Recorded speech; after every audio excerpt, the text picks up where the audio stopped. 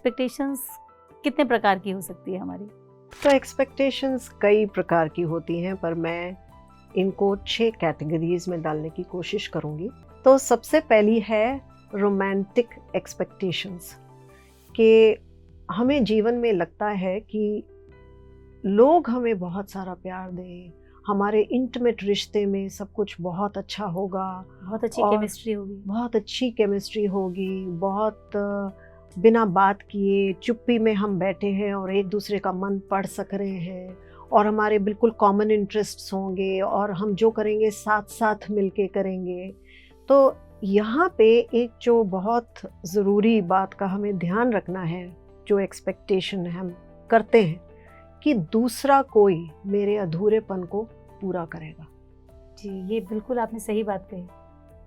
और हमें पता है कि हम केवल अपने आप को ही पूरा कर सकते हैं। हमने अपने आप को नॉट इनफ समझा, इनकम्प्लीट समझा, मैं अधूरी हूँ, कोई दूसरा मुझे पूरा करेगा। अगर वो मुझसे प्यार करता है, अगर वो मुझे अप्रूव करता है, अगर वो मुझे एक्सेप्ट करता है, ये कंडीशन हमने अपने ऊपर ही लगा लिया हमारे मन में। दूसरी है हमारी जो फैमिली एक्सपेक्टेशंस, और जैसे मैंने पहले भी आपको बताया कि ट्रेडिशंस जो हमारे हैं, जो हम त्योहार भी हम जो सेलिब्रेट करते हैं अपने परिवार में। अब मान लो रक्षाबंधन का त्योहार आने वाला है, आप ये समझो कि जो लड़की हर साल वो धागा बांधते समय अपने भाई की हथेली पे उसके मन में क्या आ रहा है, ये विचार आ रहा है कि जब भी मुझे जीवन में कभी कोई मुसीबत पड़ेगी तो मेरा भाई वहाँ खड़ा होगा।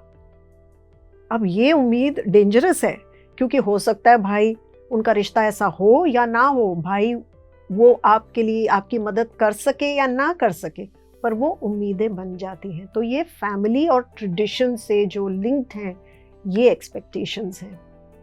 तीसरी होती हैं जो सोसाइटी और कल्चर से लिंक्ड होती हैं। जिस सोसाइटी में हम जीते हैं, जो हमारा समाज हमसे मांगता है या चाहता है, और हर समाज अलग होता है। जिस तरह हम इंडिया में हैं तो यहाँ पे हमारी सोशल एक्सपेक्टेशन कुछ अलग होगी, विदेश में जाके अलग हो सकती है।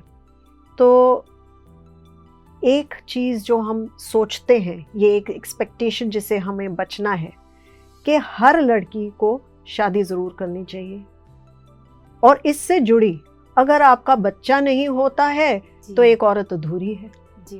तो ये एक सोशल एक्सपेक्टेशंस बन जाती हैं, और इनका बोझ सोसाइटी जो है वो बच्चों पे बहुत डालना शुरू कर देता है। इसके बाद आती हैं जो हमारी ईगो बेस्ड एक्सपेक्टेशंस होती हैं। ईगो मतलब मेरा जो अहम सोचता है कि मैं जो चाहती हूँ वो पूरा होना चाहिए। किसी को बदलने की इच्छा, ये जो एक्सपेक्टेशन है, ये ईगो पे आधारित होती है।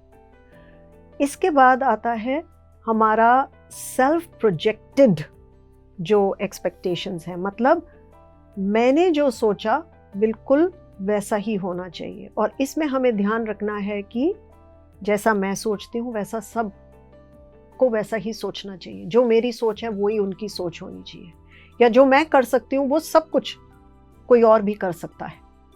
तो हम कई बारी जब हमारी किसी रिश्ते में आर्ग्यूमेंट होती है तो हम सामने वाले को यही कहते हैं, इफ मैं अगर तुम्हारे लिए ये कर सकती हूँ तो तुम मेरे लिए ये क्यों नहीं कर सकते हो। तो यहाँ पे ये क्या हो गई, मैंने अपनी सेल्फ को प्रोजेक्ट किया कि ये काम मैं कर सकती हूँ, इसका मतलब आप भी ये काम कर सकते हैं, और यही तरीका सही है। और आखिर में आती है यूनिवर्सल जो एक्सपेक्टेशंस हैं, जो हमारी जीवन से होती हैं पर वो हमारे रिश्तों से जुड़ जाती हैं।